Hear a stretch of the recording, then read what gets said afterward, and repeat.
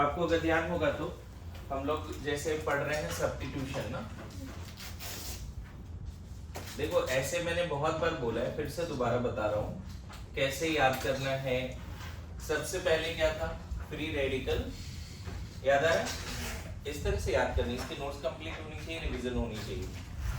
Then बहुत बार ये आता है इलेक्ट्रोफिलिक सब्स्टिट्यूशन, इसी को AES या EAS याद है? Most common reaction of benzene और substituted benzene is electrophilic substitution reaction. ये सेकंड पार्ट था। And third part will be nucleophilic substitution reaction. मैंने न्यूक्लियोफिलिक सब्स्टिट्यूशन जैसे पढ़ाया है, इसका डिटेल बताता हूँ। इसमें मैंने बोला है sp3 carbon and sp2 carbon.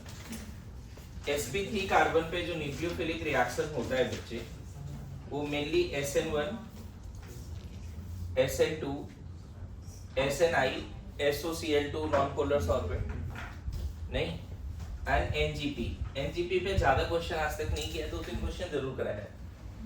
Neighbour group participation, मतलब एक ही कंपाउंड में न्यूक्लियोफाइल भी हो और कहीं हैलाइड भी हो, तो इंटरनली जोड़ के 5 मेंबर 6 मेंबर रिंग बनाया था, याद करो। इसमें बताया था कि जो sp3 कार्बन पे न्यूक्लियोफिलिक सब्स्टिट्यूशन होता है, उसके लिए जो कंपाउंड्स रिस्पांसिबल है वो है अल्काइल हैलाइड। अल्काइल हैलाइड ये रिएक्शन देता है। दूसरा अल्कोहल्स ये रिएक्शन देता है, लेकिन अल्कोहल्स भी कौन सा, जिसमें OH ग्रुप sp3 कार्बन पे जुड़ा हुआ। sp2 अगर OH sp2 से जुड़ा है तो बोला था अटूट बंधन वाली बात, अवॉइड करना है। एंड तीसरा इसी का रिएक्शन है ईथर का, है ना। ईथर में भी जो ऑक्सीजन है ये, वो किसी एक तरफ में sp3 कार्बन होना ही चाहिए, याद आ रहा है? किसी एक तरफ sp3 कार्बन होना चाहिए। तो the famous reaction for nucleophilic substitution, है ना, at sp3 carbon is given by alkyl halide, saturated alcohol and ether also। उसी तरह से इस पे मैंने 2 पार्ट बोला था। एक बोला है ArSN, जिसके 2 पार्ट बोले मैंने। एक ArSN2 बोल दिया मैंने, कार्बेनाइनिक मैकेनिज्म, और एक बेंजाइन मैकेनिज्म। बेंजाइन आपके सिलेबस में नहीं है, लेकिन लास्ट क्लास कराया, इसमें भी 30-35 मिनट का एक लेक्चर मैंने देखा है, 37 मिनट का है, जिसने मिस किया वो कर लेंगे। ये बड़ा इंपॉर्टेंट है, इस पर डेफिनेटली सवाल आएगा, नीट में ही आ सकता है, क्योंकि तुमने देखा 2-3 पेज एक मैकेनिज्म पे और पूरा मैकेनिज्म का स्ट्रक्चर बनाना, है ना, तो ये इंपॉर्टेंट पार्ट है। इसके बाद है SN2TH। This is the famous reaction given by acid derivatives, acid and, तो सिर्फ पूरा पार्ट कंप्लीट है, ये वाला पार्ट थोड़ा बचा है जो अभी मैं कराता हूँ, और उसके बाद फिर ऑक्सीडेशन ऑफ ऑर्गेनिक कंपाउंड, जो GOC का अगला पार्ट है वो करने वाले हैं। एक बार फिर से इसी अंदाज में लिखिए। और आज क्या बचा है, SN2TH। सो लिखिए SN2TH रिएक्शन, फुल फॉर्म लिखोगे nucleophilic substitution bimolecular via tetrahedral intermediate. SN2TH reaction, nucleophilic substitution bimolecular या बाइमॉलिक्यूलर न्यूक्लियोफिलिक सब्स्टिट्यूशन, SN2 रखा हुआ है ना वहां पे, है ना, SN2TH लिखेंगे इसमें। It is given by mainly acid derivative, bimolecular nucleophilic substitution via tetrahedral intermediate, है ना। इसमें एक फेमस क्वेश्चन है, वो करना पड़ेगा हमें, और थोड़ा सा RMGX का भी यहाँ रिवीजन करा देता हूँ मैं थोड़ा सा। आगे बढ़े, क्या लिखा, nucleophilic substitution bimolecular nucleophilic substitution या nucleophilic substitution bimolecular via tetrahedral intermediate. Bimolecular बाद में भी रख सकते हो, दिक्कत नहीं है, चलेगा। सबसे पहला पॉइंट क्या लिखोगे, this reaction is given bye acid derivatives. अब एसिड डेरिवेटिव्स क्या है, तो कार्बोक्सिलिक एसिड का OH ग्रुप हटाकर, है ना, अगर यहाँ पे कुछ आ जाए, ऐसा न्यूक्लियोफाइल आ जाए, OH हट जाए, एग्जैक्टली इसी अंदाज में रिएक्शन नहीं होता। इसको हटाने के लिए आपको पता है इसको लालच देना पड़ता है, प्रोटोनेट करना पड़ता है। लेकिन समहाउ मान लो ये हट गया और ये न्यूक्लियोफाइल आ गया इसी तरह से, तो पता है अगर यहाँ पे न्यूक्लियोफाइल की जगह पे हेलाइड होगा तो एसिड हेलाइड, न्यूक्लियोफाइल की जगह पे OR होगा तो ईस्टर, न्यूक्लियोफाइल की जगह पे क्या होगा OR होगा तो ईस्टर, न्यूक्लियोफाइल की जगह पे अगर एनहाइड्राइड होगा, एनहाइड्राइड मतलब देखो OR की जगह पे क्या बोल रहा है OCOR है, और लास्ट में न्यूक्लियोफाइल की जगह पे अगर NH2 है तो एमाइड। तो these are the acid derivatives. So SN2TH is mainly reaction of acid derivative, not carboxylic acid, mainly acid derivatives.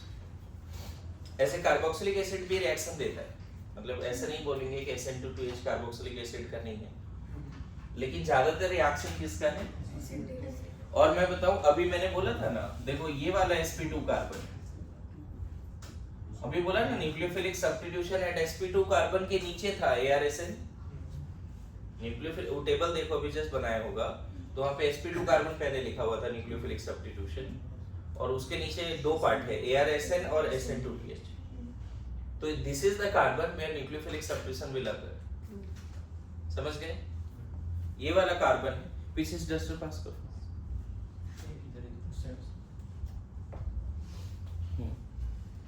लिखा गया यहाँ तक, this is the reaction of acid and acid derivative, लिख लिया यहाँ तक। आगे बढ़े, मैं ये चाहता हूँ कि थोड़ा सा इस रिएक्शन को पहले समझेंगे, फिर एसिड डेरिवेटिव का एनसीईआरटी वाला क्वेश्चन यहाँ पे दोबारा करेंगे, ठीक है। देखो पूरा रिएक्शन क्या है, पूरा रिएक्शन बड़ा सिंपल है। कोई एसिड डेरिवेटिव ले लिया, और एसिड डेरिवेटिव इधर अल्काइल ग्रुप है, इधर लिविंग ग्रुप है, इसके जगह पे क्या क्या हो सकता है, OH भी हो सकता है, X भी हो सकता है, OR भी हो सकता है, खुद कार्बोक्सिलिक एसिड भी हो सकता है।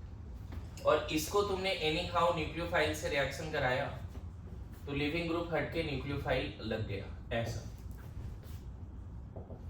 समझ में आया।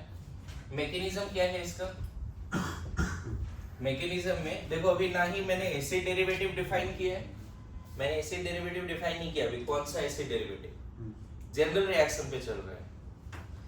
इसको अगर तुम न्यूक्लियोफाइल से रिएक्शन कराओगे तो पहला स्टेप ही RDS है, रेट डिटरमाइनिंग स्टेप है पहला। ये न्यूक्लियोफाइल, पता है न्यूक्लियोफाइल अपना इलेक्ट्रॉन डेंसिटी लेके आएगा इस कार्बन पे, और इसको डायरेक्ट नहीं हटाएगा, पहले पाई बॉन्ड तोड़ देगा, मेरी बात समझे।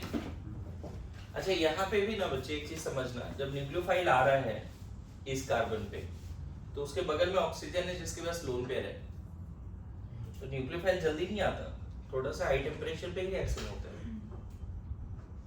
फिर से समझो, न्यूक्लियोफाइल अपना इलेक्ट्रॉन क्लाउड लेके आ रहा है, ये कार्बन इलेक्ट्रॉन डेफिशिएंट जरूर है, उसमें डाउट नहीं, बट उसके बगल में जो ऑक्सीजन है उसके पास लोन पेयर भी है, तो इसके इलेक्ट्रॉन में रिपल्सन होता है, तो this must be very reactive.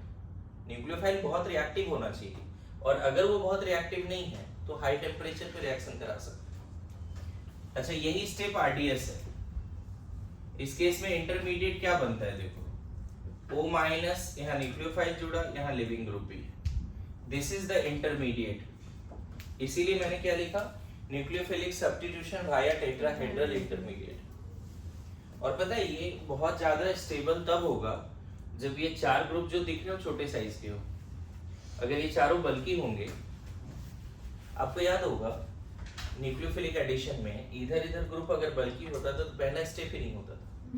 Nucleophilic addition aldehyde ketone में याद करो, अगर ये और ये पार्ट बल्कि होता था तो न्यूक्लियोफिलिक एडिशन में दिक्कत आती थी। याद है paragraph reactivity of aldehyde ketone, जिसमें लिखा था एनसीईआरटी में aldehyde is more reactive than ketone, and उसमें बोला था reactivity of carbonyl carbon depends on electronic effect as well as crowding. ये दोनों ग्रुप बहुत बल्कि है तो ये रिएक्शन जल्दी नहीं होता। रीजन ये है कि ये हुआ और ये बना, अब ये कब स्टेबल होगा, जब ये सारे ग्रुप छोटे साइज के होंगे। अगर ये सारे ग्रुप बल्कि हो गए तो ये स्टेबल नहीं होगा। इसीलिए NAR में भी पहला स्टेप सेम था बच्चे, NAR का भी पहला स्टेप सेम था। एल्डिहाइड कीटोन पे क्या क्या एडिशन पड़ा था, एल्डिहाइड कीटोन पे HCN addition, RMCX addition, alcohol addition, sodium hydrogen sulphide addition, भूल मत जाए इतना जल्दी, सोडियम हाइड्रोजन, और एक अमोनिया डेरिवेटिव का एडिशन था, ध्यान में है। वाटर एडिशन भी पढ़ा था एल्डिहाइड कीटोन में, कुछ ऐसे एल्डिहाइड कीटोन थे जिसका हाइड्रेट वाटर एडिशन के बाद 2 OH लगते थे और वो स्टेबल भी होता था उसका हाइड्रेट। एक बार रिवीजन करना पड़ेगा इन्हें, क्लोरल हाइड्रेट और एक दो और थे, 1 2 3 कार्बोनिल, हाँ 1 2 3 ट्राई कार्बोनिल साइक्लिक वाले, हाँ वही याद करना पड़ेगा। तो वहां भी पहला स्टेप यही था कि न्यूक्लियोफाइल आया और सबसे पहले पाई बॉन्ड टूटा, टेट्राहेड्रल इंटरमीडिएट NAR में भी बना था। बताओ ये स्टेप RDS है तो बताओ रेट किस पर डिपेंड करेगा, एसिड डेरिवेटिव के कंसंट्रेशन पे एज वेल एज न्यूक्लियोफाइल के। देखो दूसरा स्टेप अलग से नहीं लिखता, दूसरा स्टेप यहीं पे लिख देता हूँ, हीट वगैरह के प्रेजेंस में ये लोन पेयर वापस होके अब इसको नहीं निकाल के किसको निकाल देगा, लिविंग ग्रुप। तो ये फास्ट स्टेप होता है, ये RDS नहीं होता। और देखो जहां लिविंग ग्रुप था वहां क्या आ गया। तो इतना सिंपल मैकेनिज्म है ये, mechanism is too simple. Any acid derivative can undergo nucleophilic substitution bimolecular via tetrahedral intermediate when strong nucleophile attacks on it. ठीक है, लिख के रखो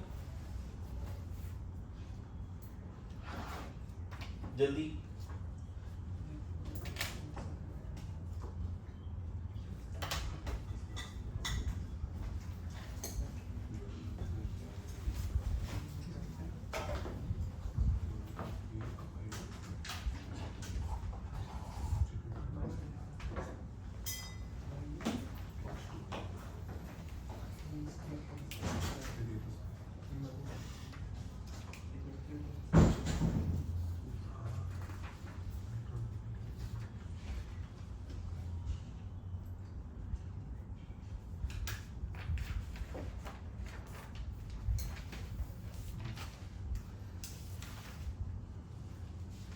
डन है।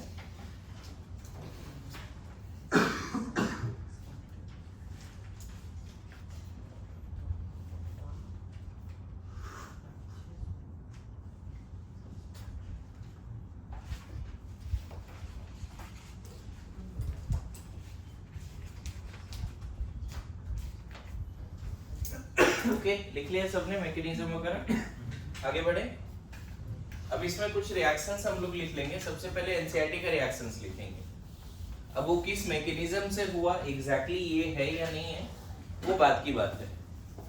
मैं बताऊं, एक शॉर्टकट ऐसे समझो, किसी भी एसिड डेरिवेटिव को अगर वाटर से रिएक्शन कराते हो, है ना, तो फिर से यहाँ से ये निकल के क्या बन सकता है, एसिड बन सकता है। हो सकता है लास्ट में एसिडिक वर्कअप कराना पड़े, लेकिन शॉर्टकट है ये, ऐसे समझो कि एसिड डेरिवेटिव से एसिड बन सकता है। आपको क्या करना होगा, हाइड्रोलिसिस करना पड़ेगा। जैसे एसिड क्लोराइड ही है मान लो, एग्जांपल के लिए एसिड क्लोराइड है, इसको वाटर से रिएक्शन कराओ, NaOH से रिएक्शन करा दो मान लो, लास्ट में एसिडिक वर्कअप कराना पड़ेगा, तो OH माइनस आएगा और इसको हटा देगा, हालांकि टेट्राहेड्रल इंटरमीडिएट बनेगा, है ना। पहले स्टेप में क्या करो, ये लेके इसको थोड़ा हीट भी कर, और जो A बना उसको लास्ट में एसिडिक वर्कअप करा देना। एक्चुअली जैसे एसिड बनेगा ना, वो जो रिमेनिंग बेस है वो उसका H+ निकाल देगा। पहला स्टेप में क्या होगा, OH माइनस आया, ये निकला, कार्बोक्सिलिक एसिड बना, लेकिन मीडियम बेसिक है, तो एक्चुअल में RCO माइनस बनेगा। ये पहले क्या बना बताओ, शॉर्टकट बताओ, टेट्राहेड्रल इंटरमीडिएट नहीं बनाते, डायरेक्ट OH माइनस को यहाँ अटैक करा के इसको निकाल देते, क्या बन जाएगा, ऐसा बन गया, और क्या निकल गया, NaCl निकल गया। जब ये आया बच्चे NaOH, तो टेट्राहेड्रल इंटरमीडिएट OH माइनस से अटैक किया, पहले O माइनस बना, O माइनस बैक हुआ नेगेटिव चार्ज, OH को नहीं निकाल के किसको निकाल दिया, Cl को। और अभी यहाँ पे बेस फिर क्या करेगा पता है, NaOH फिर से क्या करेगा, NaOH फिर से क्या करेगा, इस H+ को निकाल देगा, तो क्या बन जाएगा, ऐसा -N+।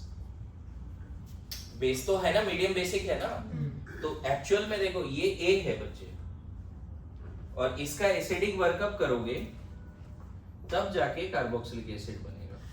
तो अच्छी बात ये है, कोई जनरल एसिड डेरिवेटिव से आप एसिड बना सकते हो, किसी भी जनरल एसिड डेरिवेटिव से आप एसिड बना सकते हो। जैसे अगर एसिड हेलाइड है और उसको NaOH बेसिक मीडियम से रिएक्शन कराए तो भी हो जाता है। सर तो फिर अगर NaOH से जब H2O लिया तो फिर एसिडिक वर्कअप की जरूरत नहीं पड़ेगी ना? हाँ, मतलब वहां पे टेम्परेचर लेकिन थोड़ा एक्सेसिव में लेना पड़ेगा। हाँ। है ना? ये पहला रिएक्शन समझे। अच्छा यही देखो, अभी तुरंत याद आ जाएगा। अगर कोई एनहाइड्राइड है ना, और इसको अगर हाइड्रोलिसिस कराते हो एसिडिक मीडियम में, यहाँ एसिडिक मीडियम में हो जाएगा, पता है 2 मोल एसिड बन जाएगा, RCOH प्लस R1COH। अब बोलोगे ये कैसे हो गया? एनहाइड्राइड में पानी डाल रहे हो। सर एक बार बस आप ये फिर से समझा सकते हो? पहले स्टेप में आपने NaOH ऐड किया, NaCl OH माइनस आया, O माइनस बना, हाँ। ये बैक होके Cl माइनस निकाल दिया तो एसिड बन गया। एसिड बन गया। लेकिन वहां पे मीडियम तो बेसिक ही है ना। हाँ। तो अब एसिड का H प्लस और बेस का OH माइनस रिएक्ट करके वाटर बना दिया। ओके। तो एक्चुअल में एसिड नहीं बना, कार्बोक्सिलेट आयन बना। अच्छा। इसीलिए लास्ट में एसिडिक वर्कअप कराना पड़ा। मतलब इनिशियली वो एग्जिस्ट नहीं करा, यही एग्जिस्ट करा, उसमें फिर एसिडिक वर्कअप करा के वो हाँ, डायरेक्टली मतलब इस रिएक्शन से डायरेक्टली कार्बोक्सिलिक एसिड मत लिखो। ए क्या बनेगा? कार्बोक्सिलेट आयन, और लास्ट में एसिडिक वर्कअप कराना पड़ेगा। ठीक है, बोलो आ रहा है समझ में? अच्छा, इसके बाद ये वाला रिएक्शन कैसे हुआ होगा बताओ। सबसे पहले H प्लस आया और इसको प्रोटोनेट कर दिया, है ना? कौन सा ऑक्सीजन? मान लेते हैं ये वाला ऑक्सीजन प्रोटोनेट हुआ, बीच वाला ऑक्सीजन का लोन पेयर तो डीलोकलाइज्ड है, वो प्रोटोनेट नहीं हो रहा है बच्चे। एसिडिक मीडियम में कौन सा ऑक्सीजन प्रोटोनेट हुआ? एनहाइड्राइड का। पता है ये वाला ऑक्सीजन डीलोकलाइज्ड है, इसका लोन पेयर, इन सब का लोन पेयर डीलोकलाइज नहीं है। तो H प्लस कहाँ जाएगा पहले? H प्लस इधर ही जाएगा ना। ये अब देखो यहाँ पे ऐसा सिचुएशन क्रिएट हो गया है, शॉर्टकट ही बता रहा हूँ, फुल डिटेल मैकेनिज्म नहीं।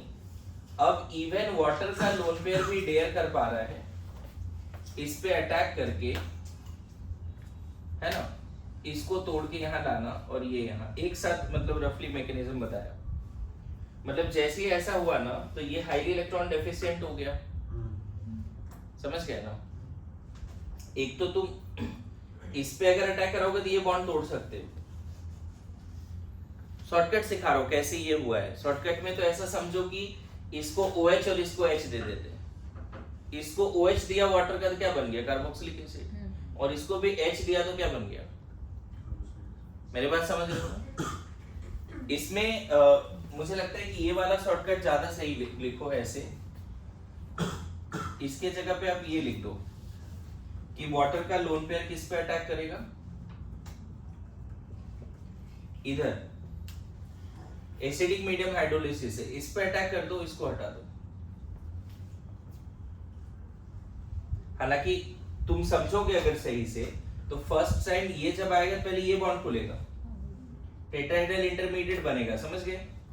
फिर से रिपीट कर रहा हूं, एक बार जब एनहाइड्राइड प्रोटोनेट हो गया तो बताओ इस पे प्लस आया तो ये कार्बन और ज्यादा इलेक्ट्रॉन डेफिशिएंट हो गया, ये कार्बन और ज्यादा इलेक्ट्रॉन डेफिशिएंट हो गया। इधर ध्यान देना।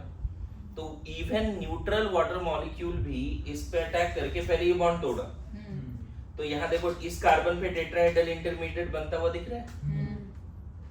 मेरी बात समझ रहे हो? फिर वापस जब ये आएगा तो इस पार्ट को निकाल दो, ऐसा ये वाला पार्ट ऐसे लिविंग ग्रुप निकाल दो। क्लियर हुआ क्या बोल रहा हूँ? शॉर्टकट बता रहा हूँ, मतलब याद करने के लिए। एग्जैक्ट मैकेनिज्म थोड़ा इससे वेरी भी कर सकता है। देखो क्या किया, अब बताओ यहाँ पे क्या दिख रहा है? दो चीजें दिख रही है, एक OH और एक OH2, और एक ऑक्सीजन इधर भी है। OH क्या बन जाएगा इस केस में बताओ रफली? यहाँ OH भी है, OH2 प्लस भी है, ऐसा है कि नहीं? बोलो। देखो टेट्राहेड्रल बना इस कार्बन पे, टेट्राहेड्रल इंटरमीडिएट बन गया इस कार्बन पे, अगर आपस में H प्लस का ट्रांसफर कराते हो, है ना, तो यहां से दिख रहा होगा कि इस कार्बन पे कि क्या आ सकता है, बताओ इस कार्बन पे क्या आ सकता है अगर ये H यहां से रख गया तो?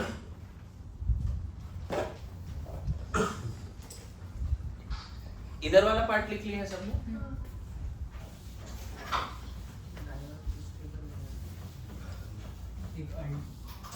ध्यान देना इधर, मैं फिर बोल रहा हूं एग्जैक्टली इस डायरेक्शन में समझने के लिए है, शॉर्टकट ही याद रखो, OH और H दे देना, इसको OH और इसको H, शॉर्टकट याद रखो, ये समझने के लिए है कि एसिडिक मीडियम में कैसे आगे बढ़ रहा है चीजें।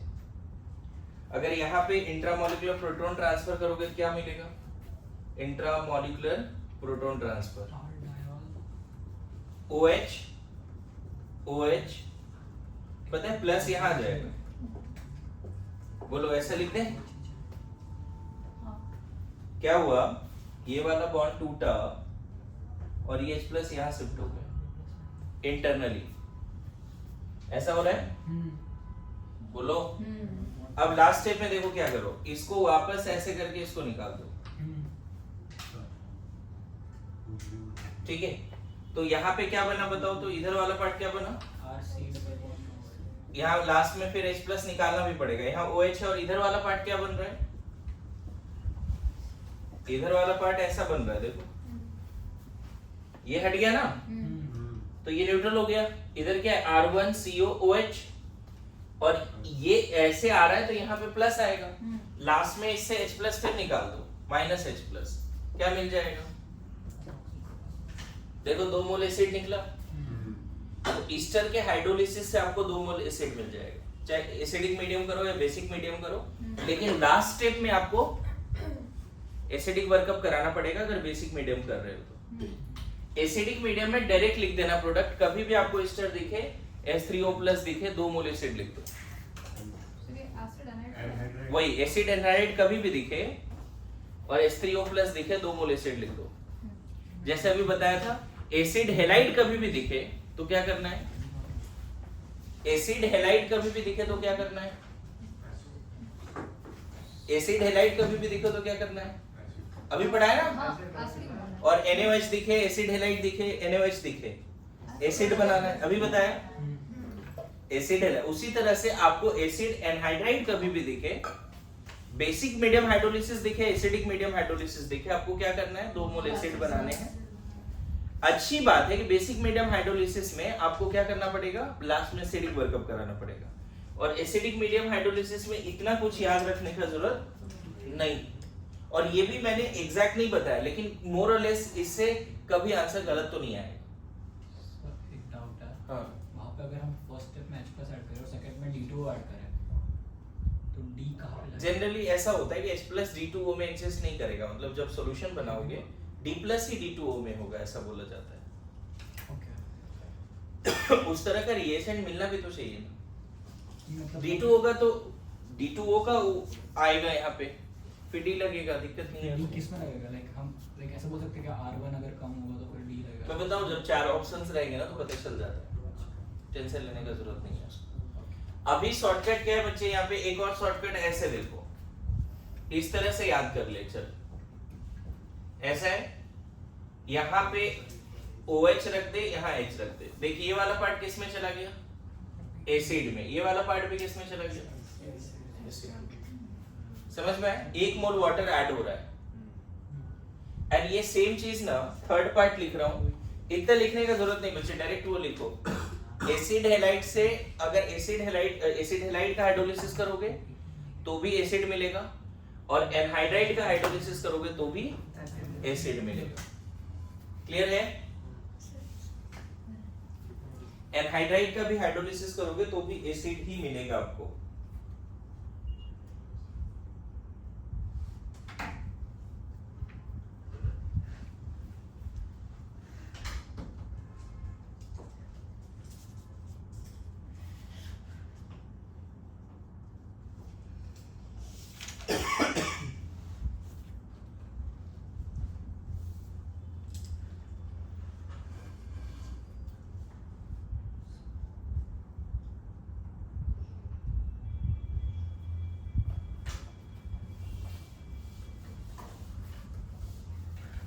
नेक्स्ट देखिए,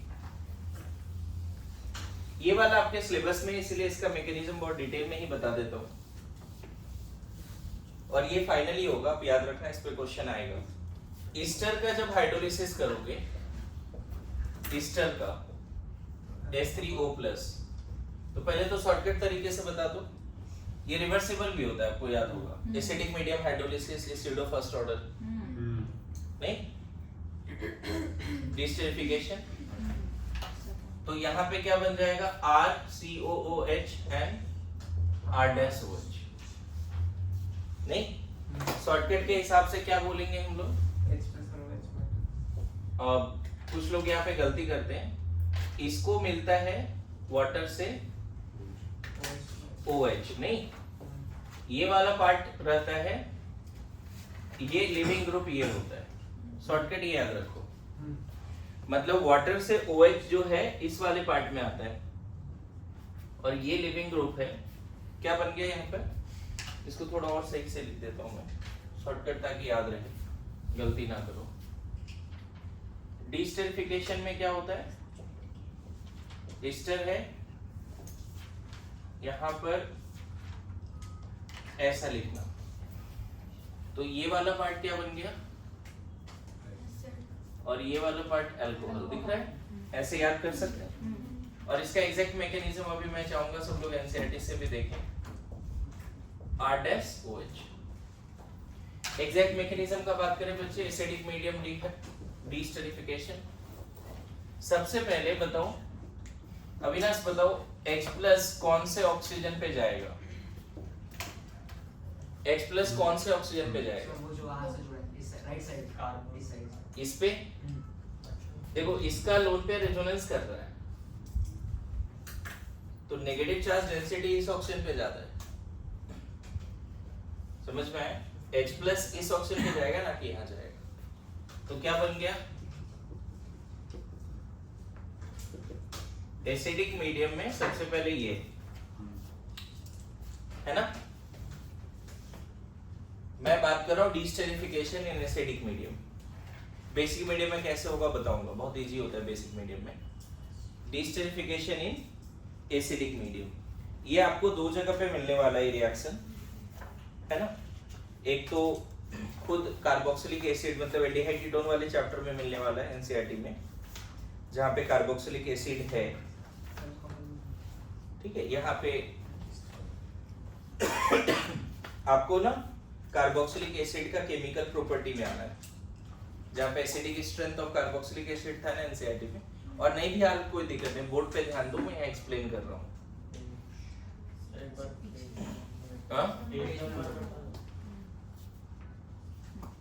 अच्छा ये जो पेज मैंने लिया है ना, सॉरी ये स्टेरिफिकेशन का पेज है, तो डिस्टेरिफिकेशन का नहीं है। मतलब ईस्टर कार्बोक्सिलिक एसिड से ईस्टर बनाने का पार्ट है।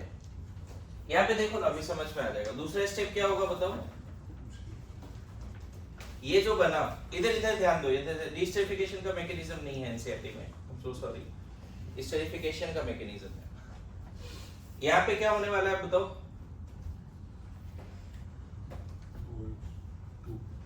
अब वाटर का लोन पेयर भी डेयर कर सकता है क्या? सर ये वाला पार्ट दिया है वैसे, मैकेनिज्म नहीं दिया है फ्रॉम एस्टर्स, ईस्टर का डिहाइड्रिफिकेशन कर दिया। हां बस डिहाइड्रेट होता है। बेसिक या एसिडिक?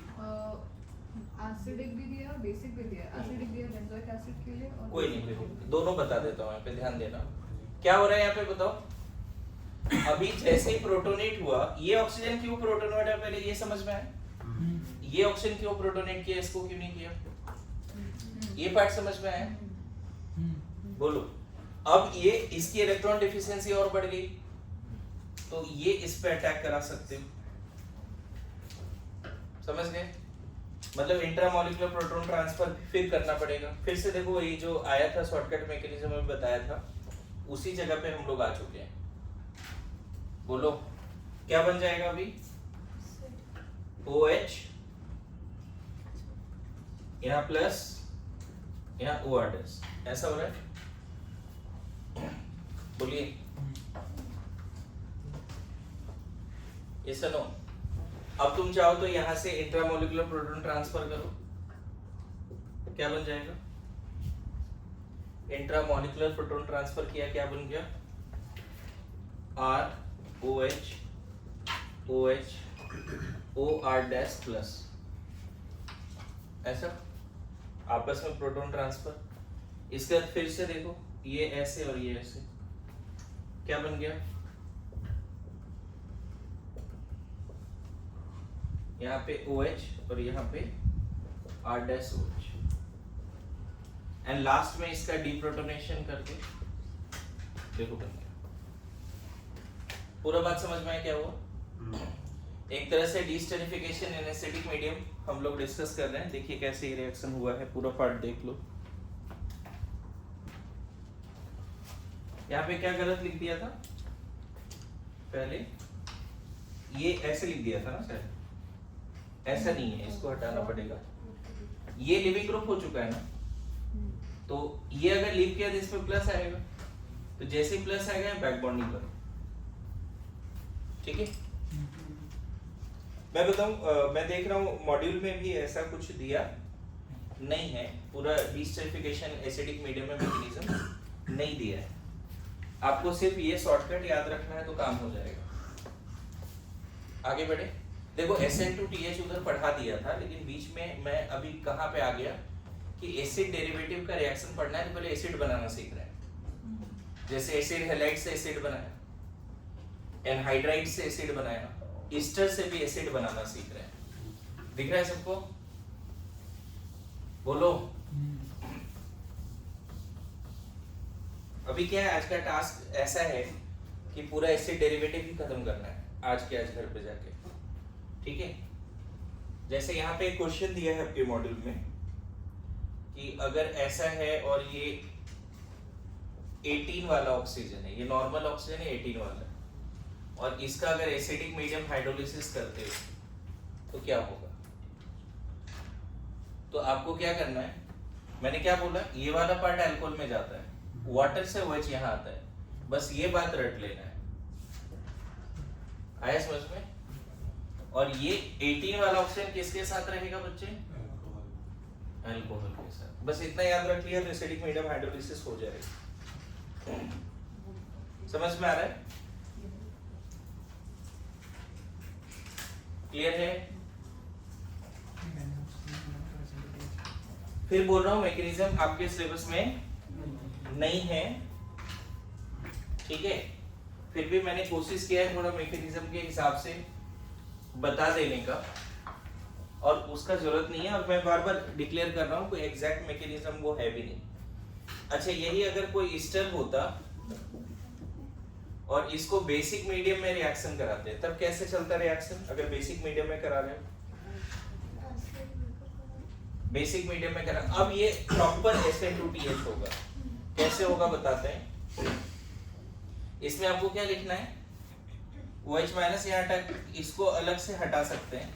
देखो पहले तो ये बन जाएगा, यहाँ OH आया और यहाँ पे R2O माइनस, R2, और आपस में ही ये H प्लस ये ले लेगा तो क्या बन जाएगा, R1COO minus Na plus and R2OH। अब ये कैसे लिख दिया मैंने, बताओ? ये भी अभी ओवरऑल ही लिखा है मैंने, एग्जैक्ट नहीं लिखा है। क्या लिखा है ये? ओवरऑल। अब देखो मैकेनिज्म क्या होगा, कैसे ये SN2TH है, basic medium hydrolysis of Easter is basically saponification, और ये SN2TH कैसे है देखो, OH माइनस का जो लोन पेयर है बच्चे, वो इस पे अटैक करेगा और पहले ये बॉन्ड खुलेगा। याद करो SN2TH में पहले क्या होता था, टेट्राहेड्रल इंटरमीडिएट बनता था, याद आ रहा है? ऐसा बन गया,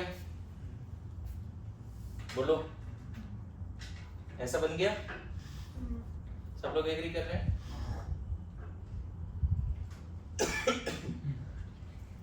अब यहाँ पे क्या होने वाला है, ये जो लोन पेयर है इस पे, इसको बैक कर सकते हैं, और बैक करके अब क्या हो जाएगा बताओ? आ रहा है समझ में?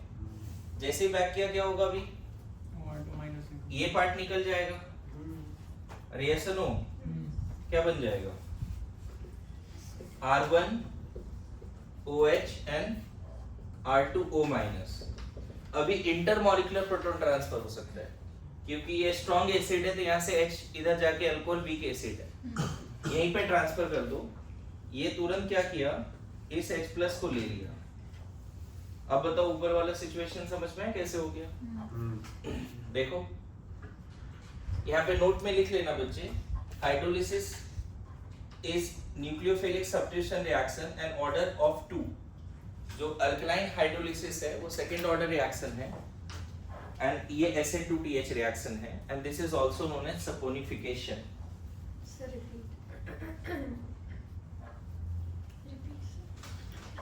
Basic medium hydrolysis of ester, basic medium hydrolysis of ester है ना, SN2TH actually, and this is also known as saponification.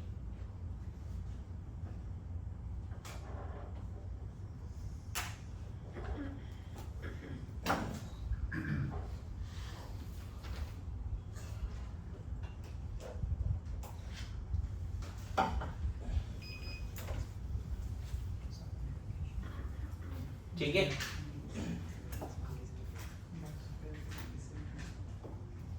मैं फिर से बता रहा हूं आपको, एसिडिक मीडियम हाइड्रोलिसिस में शॉर्टकट लिखा हुआ है ऊपर, और बेसिक मीडियम हाइड्रोलिसिस में भी ये ऑक्सीजन कौन लेके जा रहा है, R2। अब तरीके से देखो, बेसिक मीडियम हाइड्रोलिसिस में भी ऑक्सीजन कौन लेके जा रहा है, और एसिडिक मीडियम में हाइड्रोलिसिस में भी जो ये वाला ऑक्सीजन है वो अल्कोहल ही लेके जा रहा है। क्या इतना याद रख सकते हैं? अभी तक ज्यादातर तुमने क्या देखा, मैंने क्या बनाया है, अगर देखा जाए तो किसी भी एसिड डेरिवेटिव से क्या बनाया है, एसिड बनाया है ना। कम से कम 3 से तो एसिड बना लिया, एसिड हैलाइड से, एसिड एनहाइड्राइड से और ईस्टर से। एमाइड से नहीं बनाया अभी। एमाइड को भी अगर NaOH से रिएक्शन कराओगे ना तो वो रिएक्शन हो जाएगा, लेकिन इसमें ना और ज्यादा एक्सट्रीम कंडीशन चाहिए। सिंपल केस में नहीं होगा क्योंकि बहुत अच्छा लिविंग ग्रुप नहीं है ना बच्चे, बहुत स्ट्रॉन्ग बेस चाहिए, अब या फिर बहुत हाई टेम्परेचर चाहिए, और शॉर्टकट में इसको यहाँ लाके इसको निकाल दो, लास्ट में एसिडिक वर्कअप करा देना। मेरे बात समझो, लेकिन ये बहुत नॉर्मल कंडीशन में नहीं होगा। मेरे बात समझ रहे हो, OH माइनस आया ही निकला, एक तो इसको डाइजेनियम वगैरह बना के कर सकते, लेकिन वो रिएक्शन मैंने देखा नहीं है। बेटर है कि अगर कोई भी एमाइड से एसिड बनाना है तो NaOH और वेरी स्ट्रॉन्ग हीटिंग करो, है ना। मतलब एक ही प्रोसेस हो सकता है इसको निकालने का, एक्सट्रीम टेम्परेचर हो सकता है। ये सब तो चलो एसिडिक मीडियम में हो जाता है। NaNH2 ज्यादा स्ट्रांग बेस है कि NaOH ज्यादा स्ट्रांग बेस है? नहीं, NH2 माइनस तो बहुत स्ट्रॉन्ग है, लिविंग ग्रुप भी बहुत पुअर है NH2 माइनस, इसलिए बोल रहा हूँ ना हाई टेम्परेचर वगैरह से ये हो पाएगा। नॉर्मल केस में ये हो नहीं पाएगा, समझ गए ना, नॉर्मल केस में ये हो नहीं पाएगा। नाउ अब बात होता है कि रिएक्टिविटी ऑफ SN2TH। तो ये देखा गया सबसे ज्यादा रिएक्टिव, ये बड़ा फेमस क्वेश्चन है, बहुत बार पूछा जाता है, है ना। फिर सब्स्टिट्यूटेड अमाइड। MID लिख देता हूँ, सब्स्टिट्यूशन नहीं लिखता, ऐसा लिख दिया। इसमें रीजन क्या है पता है, लिविंग एबिलिटी जो है, लिविंग एबिलिटी सबसे अच्छा किसका है, X माइनस का। X माइनस सबसे ज्यादा स्टेबल होगा। फिर ये वाला जो एनायन है, ये रेजोनेंस स्टेबलाइज्ड है, नेगेटिव चार्ज दो जगह पे जाएगा। यहाँ पे OR डैश, यहाँ रेजोनेंस नहीं है, और ये तो काफी स्ट्रॉन्ग है, आप जानते हो। तो लिविंग एबिलिटी हैलाइड्स का बहुत अच्छा होता है, ध्यान रखना। We are discussing the leaving ability at sp2 carbon, मतलब हेलोजन sp2 कार्बन पे फिर भी लिविंग ग्रुप बना दिया मैंने उसको। ये बड़ा फेमस क्वेश्चन है, SN2TH का पूछा जाता है। सर तो अमाइड रिएक्शन देगा क्या SN2TH? स्ट्रॉन्ग कंडीशंस में दे सकता है, ऐसा दिक्कत नहीं है। पर सब्स्टिट्यूटेड अमाइड देगा ही नहीं। सब्स्टिट्यूट देगा। नहीं सब्स्टिट्यूट ही देगा, इसमें एसिड बेस होने के चांसेस ज्यादा है क्योंकि उसका एसिडिक हाइड्रोजन है। ठीक है,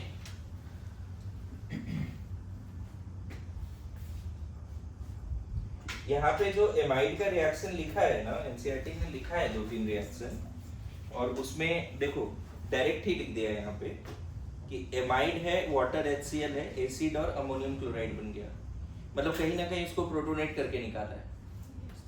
ठीक है, और अच्छा NaOH भी लिखा है यहाँ पे, NaOH एंड हीट लिखा है, मतलब एमाइड है, NaOH हीट, एसिड।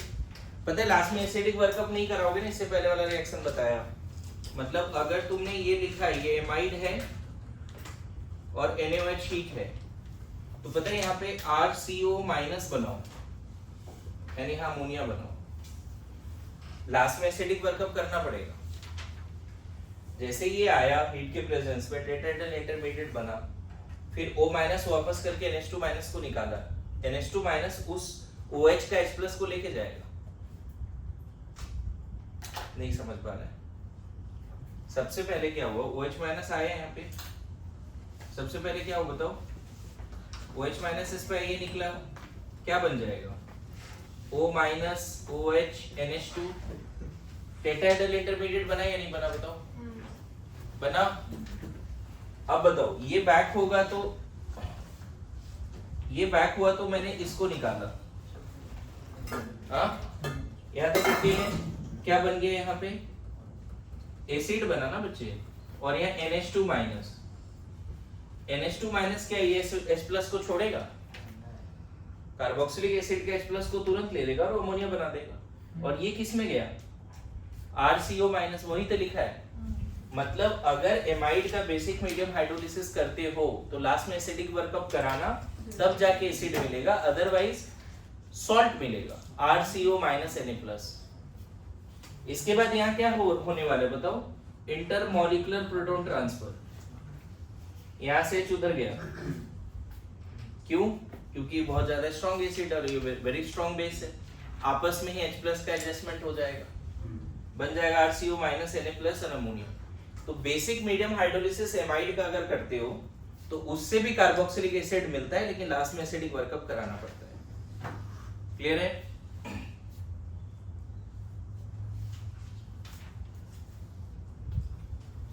मैं अभी जितना बात बताया ना उसको एक बार दोबारा मैं लिखने वाला हूं एक जगह पे।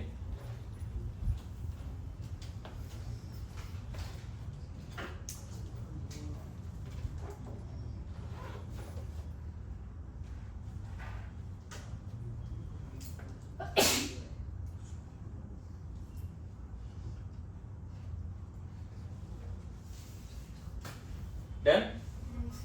ये बड़ा इंपॉर्टेंट क्वेश्चन है बच्चे, नेक्स्ट चैप्टर्स माइनर में जरूर दिखेगा, ध्यान रखना। Reactivity of acid derivative for SN2TH। मेरा आज टारगेट क्या है मैं बता दूं, कार्बोक्सिलिक एसिड का पूरा नोट्स आज घर पे होमवर्क में देने वाला हूं, मतलब कार्बोक्सिलिक एसिड का प्रिपरेशन से लेकर उसकी केमिकल प्रॉपर्टीज तक, फिर एसिड डेरिवेटिव एंड एसिड उसके भी सारे, मतलब एक तरह से देखा जाए तो तुम्हारे पास 5 चैप्टर है अभी करने को। अगर चैप्टर वाइज देखें तो कार्बोक्सिलिक एसिड एक चैप्टर, ईस्टर एक चैप्टर, एनहाइड्राइड एक chapter, amide, acid halide. Question समझे क्या है, कितना क्वेश्चंस है, और इसको एनसीईआरटी मॉड्यूल सामने रख के इसका नोट्स बना लेना आज के आज, ठीक है।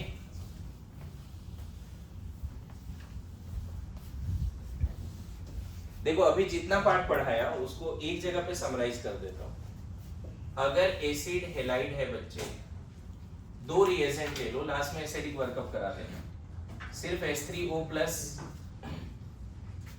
या फिर NaOH followed by acidic workup. इन दोनों जगह पे क्या होना है, ये हट के यहाँ क्या जाना है RCOH, और यहाँ पर भी क्या होना, OH माइनस पहले आएगा, ये हटेगा SN2TH के थ्रू, यहाँ भी क्या बनेगा, लास्ट में एसिडिक वर्कअप करा ही दिया।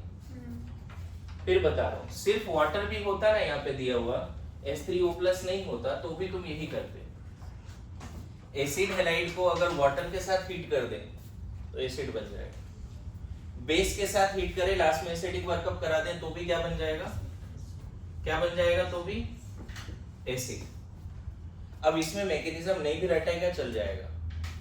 दूसरा, अगर मान लो एनहाइड्राइड है, फिर से वही वाली बात है बच्चे, है ना, सिर्फ वाटर से भी रिएक्शन कराओगे या NaOH वगैरह से, लेकिन लास्ट में एसिडिक वर्कअप कराना पड़ेगा। क्या बनेगा इस केस में बता दो क्विकली। इधर से R1COH 2 मोल एसिड, और यहाँ पर भी 2 मोल एसिड, क्योंकि लास्ट में हम एसिडिक वर्कअप करा रहे हैं। बोलो, मैं फिर रिपीट कर रहा हूं, मैं सारे एसिड डेरिवेटिव से एसिड बनाने वाले रिएक्शंस लिख रहा हूं। थर्ड, अगर ईस्टर है, यहां पे 2 चीजें बच्चे, सिर्फ वाटर ले लो H3O+ या NaOH ले लो, लेकिन यहाँ लास्ट में एसिडिक वर्कअप। मैं बताऊं, मोस्ट ऑफ द केसेस में जहां पे तुम नेगेटिवली चार्ज न्यूक्लियोफाइल लेते हो वहां SN2TH होता है। अगर एसिड डेरिवेटिव है, नेगेटिवली चार्ज न्यूक्लियोफाइल है, तो SN2TH होता है। इसी को मैंने सपोनिफिकेशन बोला है। क्या बन जाएगा इस केस में बताओ, R1COH प्लस R2H, यहाँ भी सेम।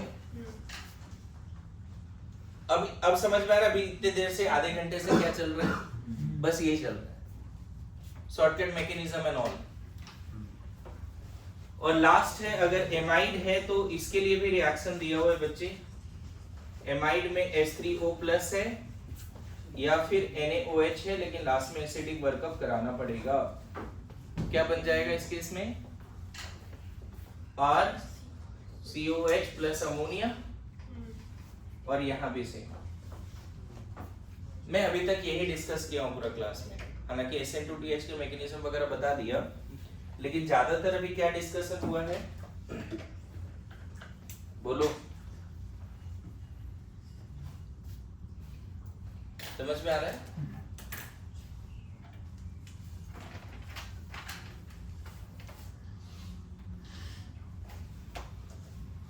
अब मैं दूसरा पार्ट में जाता हूं। दूसरा पार्ट कहने का मतलब, एसिड डेरिवेटिव से एसिड तो बनाना सीख गया, एसिड से एसिड डेरिवेटिव कैसे बनेगा ये डिस्कशन है। मेरे बात समझे क्या पूछ, अब डिस्कशन में होगा, या तो किसी वन एसिड डेरिवेटिव से दूसरा एसिड डेरिवेटिव कैसे बनाए, या फिर डायरेक्टली कार्बोक्सिलिक एसिड से एसिड डेरिवेटिव कैसे बनाए। जो प्रॉपर एनसीईआरटी का रिएजेंट है उसको लिखेंगे, है ना। फिर से अभी क्लास में क्या चल रहा है सबको समझ में आ रहा है। क्लास में ये चल रहा है कि एसिड डेरिवेटिव से एसिड कैसे बनाए, और वो लिख दिया मैंने। फिर मैं अभी क्या करने वाला हूं, एसिड से एसिड डेरिवेटिव कैसे बनाए, या फिर किसी भी एसिड डेरिवेटिव को दूसरे एसिड डेरिवेटिव में कैसे कन्वर्ट करें। मेरी बात समझ रहे हो? जैसे एसिड हैलाइड से एनहाइड्राइड कैसे बनाए, या एसिड हैलाइड से ईस्टर कैसे बनाए।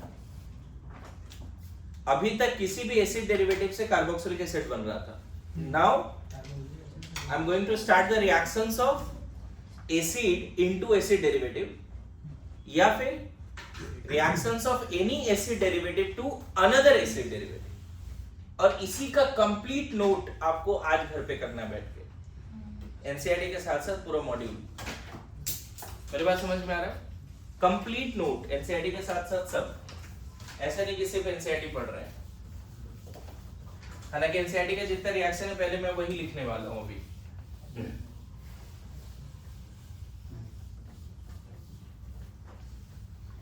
देखो, सबसे पहले हम बता रहे हैं carboxylic acid to acid derivative. Acid derivatives कैसे बना सकते हैं बच्चे? एग्जैक्ट मैकेनिज्म में नहीं जाएंगे। कोई भी अगर कार्बोक्सिलिक एसिड है, एनसीईआरटी का पहले रिएजेंट देखते हैं, किससे क्या बनता है वो समझते हैं, है ना। सबसे पहले एनसीईआरटी का रिएजेंट देखते हैं, कौन से क्या बनाने के लिए एनसीईआरटी ने यूज किया रिएजेंट को।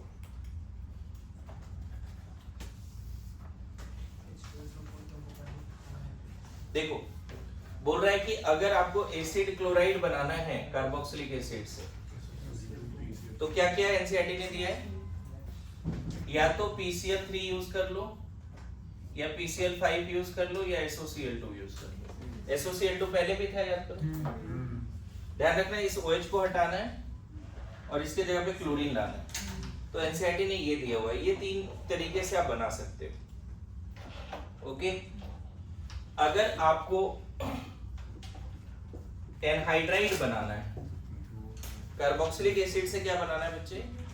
एनहाइड्राइड। तो एनसीईआरटी ने क्या रिएजेंट दिया होगा, सोचोगे? है ना? P2O5 हाँ, इसमें कॉन्सेंट्रेटेड H2SO4 concentrated H3PO4 या P2O5। H3PO4 नहीं, H2SO4 ही दिया हुआ है। H3PO4 डिहाइड्रेटिंग रिएक्शन नहीं, डिहाइड्रेटिंग, इससे पानी निकालने वाली बात। एलिमिनेशन करा सकते हैं हीट के प्रेजेंस में, लेकिन 2 कार्बोक्सिलिक एसिड को ऐड करने की बात है। तो H2SO4 या फिर P2O5 एन हीट है, क्योंकि ये दोनों भी थे उधर, दोनों के H3PO4 भी हो सकता है, लेकिन एनसीईआरटी ने ये दोनों दिए हुए हैं। अच्छा, यहाँ पे हीट भी लेना पड़ेगा, समझे? हीट भी लेना पड़ेगा। इसका शॉर्टकट बड़ा सिंपल है, देखो 2 एसिड आए, है ना, और डिहाइड्रेटिंग रिएजेंट के प्रेजेंस में यहाँ से पानी निकाल देना है। यहाँ पे एक O होगा, नहीं, डिहाइड्रेटिंग रिएजेंट के प्रेजेंस में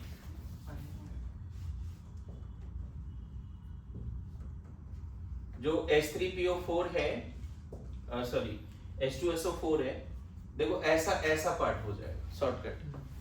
P2O5 भी क्या करेगा, 2 कार्बोक्सिलिक एसिड को ऐड करके एनहाइड्रेट बना देगा। अच्छा, एनसीईआरटी में ऐसा लिखा है कि अगर ईस्टर बनाना है तो क्या है, अगर ईस्टर बनाना है, एसिड से ईस्टर बनाना है, स्टेरिफिकेशन, अल्कोहल, ऑब्वियसली अल्कोहल लेना पड़ेगा बच्चे, और H+ लेना पड़ेगा। अल्कोहल लेना पड़ेगा और एसिडिक मीडियम हाइड्रोलिसिस से ईस्टर बनता है।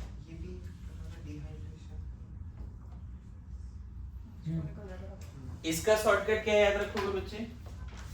जो एसिड आया उसका OH जाएगा, और जो अल्कोहल आ रहा है, ये शॉर्टकट याद रखना है इसका। देखो बगल में मैं शॉर्टकट भी लिख रहा हूं, बोलो। ये वाला पार्ट अभी डिटेल में पढ़ेंगे। स्टेरिफिकेशन से सवाल आने के बहुत ज्यादा चांसेस हैं।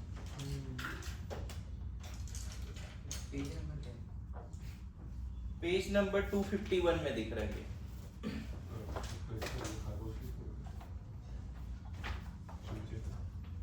सर एस्टर का फ्लोटी स्मेल होता है ना? क्या क्या? फ्लोट स्मेल होता है। हाँ, स्टेज जब बनता है तो उसके स्मेल से पता चलता है फ्रूटी स्मेल।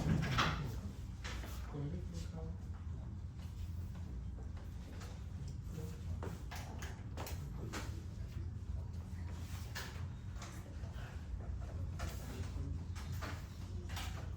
अच्छा बताओ, लास्ट में बात होता है कि ईस्टर से एमाइड कैसे बनाए।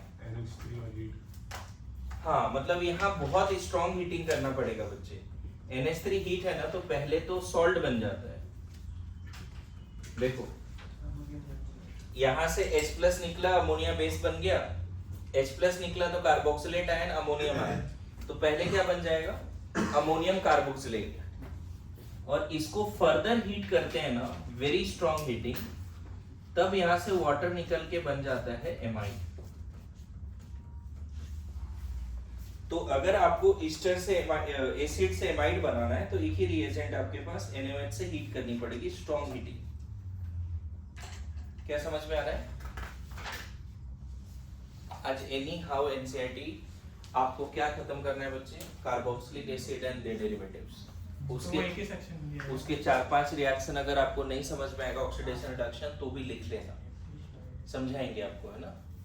तो पूरा कार्बोक्सिलिक एसिड वाला पार्ट कंप्लीट करके हाँ, मॉड्यूल से भी एनसीईआरटी से भी। सर इससे तो सिर्फ सिमेट्रिकल एसिडिक एनहाइड्रेट बन सकता है ना? नहीं, 2 अलग अलग अगर लेते हो तो 3 प्रोडक्ट बनेंगे फिर। मतलब 2 मोल सेम कार्बोक्सिलिक एसिड का लेके P2O5 बन रहा है। हाँ, अगर ये और ये दोनों लिया और P2O5 से रिएक्शन कराया, तो इसका मैकेनिज्म क्या होता है?